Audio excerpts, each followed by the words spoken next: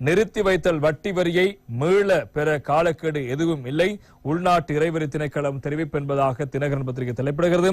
வட்டி வருமானத்தில் நிறுத்தி வைத்தல் வரியிலிருந்து அதாவது வித் ஹோல்டிங் டாக்ஸில் இருந்து விலக்கு குறித்து வங்கிகள் மற்றும் நிதி நிறுவனங்களுக்கு சுய அறிவிப்புகளை சமர்ப்பதற்கான காலக்கெடு எதுவும் நிர்ணயிக்கப்படவில்லை என உள்நாட்டு இறைவரி திணைக்களம் தெரிவித்திருக்கிறது.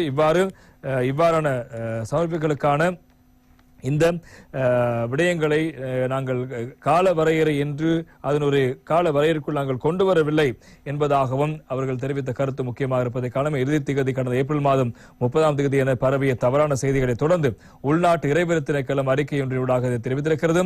சம்பந்தப்பட்ட வைப்புத் தொகைகளுக்கு செலுத்தப்பட்ட வட்டியை மீளப் பெறுவதற்கு முன்பு அறிவிப்புகளை சமர்ப்பிக்க வேண்டும் என இதற்கான குறிப்பிட்ட காலக்கெடு விதிக்கப்படவில்லை எனவும் திணைக்களம் தெரிவித்திருக்கிறது. சுய அறிவிப்பை சமர்ப்பிக்கும் போது வரி செலுத்துவோர் அடையாள எண் அதாவது டின் தேவையில்லை, இருப்பினும் குறிப்பிட்ட சில விவகாரங்கள் கோரப்படலாம் என உள்நாட்டு இறைவரி திணைக்களம் தெரிவிக்கின்றன. இந்த நிறுத்தி வைத்தல் வரி அதாவது வித் ஹோல்டிங் டாக்ஸுக்கான அதிலிருந்து விலக்கெடு பெறுவதற்கான ஒரு கோரிக்கை கடிதம் முன்வைக்க வேண்டும். அதற்கான காலக்கெடு எதுவும் இல்லை. நீங்கள் எப்போது வேண்டுமானாலும் அந்த கோரிக்கையை நீங்கள் வங்கிகளில் நிதி நிறுவனங்களில் முன்வைக்க முடியும் என்பதாக உள்நாட்டு இறைவரி திணைக்களம் அறிவித்த விடயங்களும் பிரதானமான செய்திகளாக இருப்பதை காணலாம்.